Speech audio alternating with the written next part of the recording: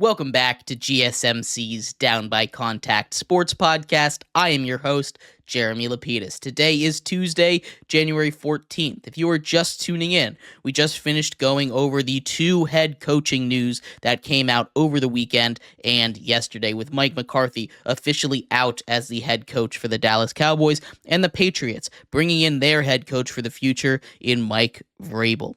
In this segment, we turn our attention to the action from last night. The Rams took down the Vikings in brutal fashion to advance to the divisional round against the Philadelphia Eagles. We'll talk about that game and its consequences for the Vikings, especially coming up in just a second. But before we do that, remember, if you would like to be an even bigger part of the show than you already are, all you need to do is go to gsmcpodcast.net.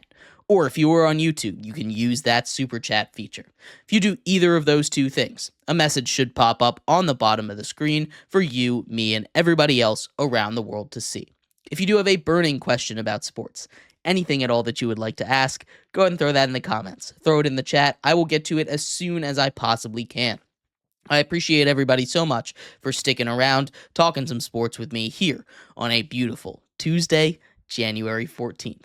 But like I was saying, we're going to get into the big news from yesterday in the NFL, that being that final wildcard game of Super Wildcard Weekend that saw the Rams absolutely blow the doors off of the Minnesota Vikings. And this is one that was kind of a toss-up. Obviously, there are themes there for the Vikings, but I want to start with the Rams on this one and what they did great. First of all, their physicality, especially on the defensive end, racking up 9 sacks. 9 sacks in a playoff game is huge. We talk about, I don't think as a media group we talk about enough how big sacks are in the game of football, especially for the defensive side of the ball. They are such a negative play. They are drive killers, drive stallers, and when you take 9 sacks in a game, you are just simply not going to win it unless your defense on the other end has some kind of magical game. You're not going to win if you give up and take 9 sacks. They also were able to score a touchdown on one of those sacks, a 57-yard fumble return for a touchdown by Jared Verse after a strip sack of Sam Darnold.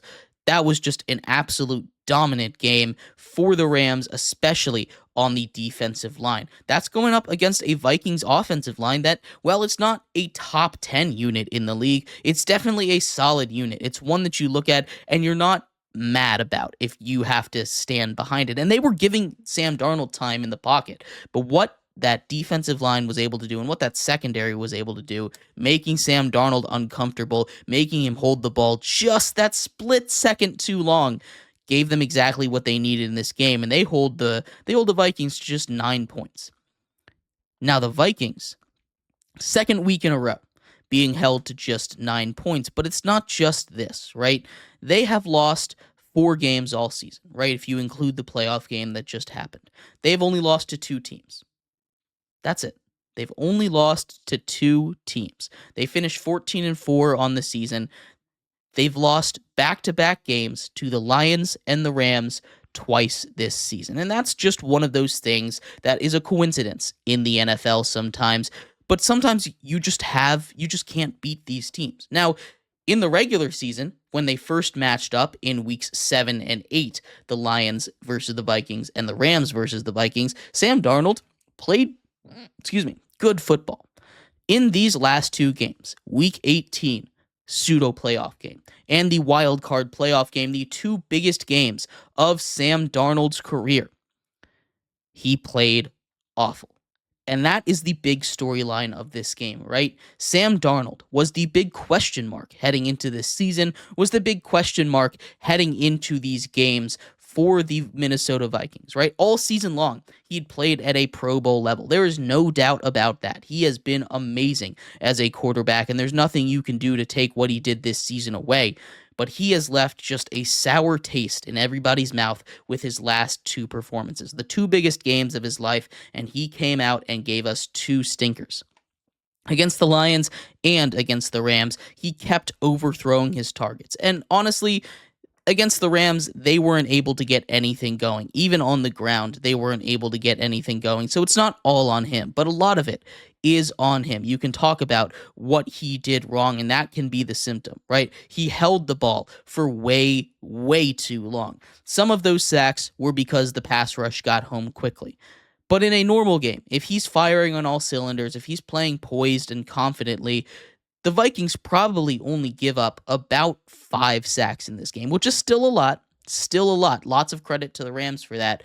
But 4 other sacks that are probably just on the quarterback is not a good look for your team. It's not a good look for Sam Darnold, who people will use this as an audition tape for his upcoming free agency. If you remember, this is a 1-year deal, and that has been the big question for the Vikings, for Sam Darnold. What are they going to do? And that's what you have to answer right away, right? It seemed like the press conference from Kevin O'Connell of the Minnesota Vikings was that they were parting ways.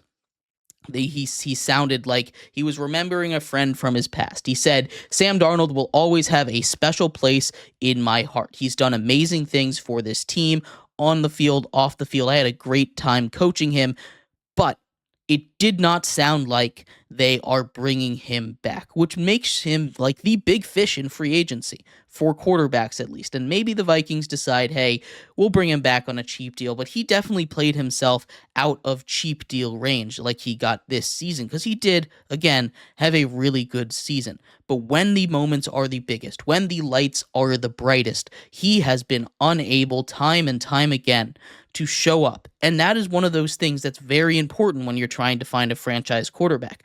You not only want a guy to be your franchise quarterback that can take you to these big moments, that can get you the wins, that can make your team a successful regular season team, but you want a guy that when you get there can step up in those big moments and can lead your team effectively, cannot be a negative at a minimum. And there's plenty of good examples of that.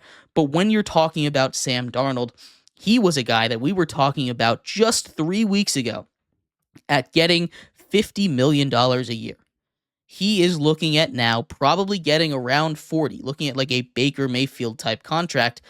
And that's because he is the big fish in free agency. It's a not great quarterback draft. There are 7 or 8 teams that are really looking to get a quarterback, and he is someone that is available. He is someone that will get paid by someone, but there's going to be a lot of hesitancy. I don't think Sam Darnold, and again, I think Sam Darnold is a good quarterback. I think he's a quarterback that is deserving of Baker Mayfield type numbers if he's in the right situation. But you saw the way that he handled those high pressure games if he goes to a team that I think will end up signing him in the Las Vegas Raiders. I don't think that is a team that is going to be good for him. With the Vikings, it is just about the perfect environment you could possibly want to be in to be a successful bridge quarterback, right? You have the weapons. You have Jordan Addison. You have Justin Jefferson. You have TJ Hawkinson. You have Aaron Jones. You have a pretty good offensive line, and you have a really good defense, right? That checks every single box that you need to check as a quarterback for your look for a perfect destination, right? Just about any quarterback could succeed with Kevin O'Connell's scheme. Put that coach check mark there as well. If you take Sam Darnold out of there, he's not going to regress back to his Jets form. I don't think he will. But he is for sure not going to be as good as he was this year. And I think a lot of teams are just going to have to bite the bullet when they're bidding for Sam Darnold. He's still going to get paid, but he has lost just about $10 to $15 million a year, probably about $40 to $50 million total because of his performances in these last big games. Again, a guy that I think deserves another chance, a guy that I think deserves another contract because 4,000 yards, almost 30 touchdowns is a really good season. But there's also the risk that you have to understand when you bring in a guy like Sam Darnold. I think he's still going to get paid the most. Not in Minnesota, though.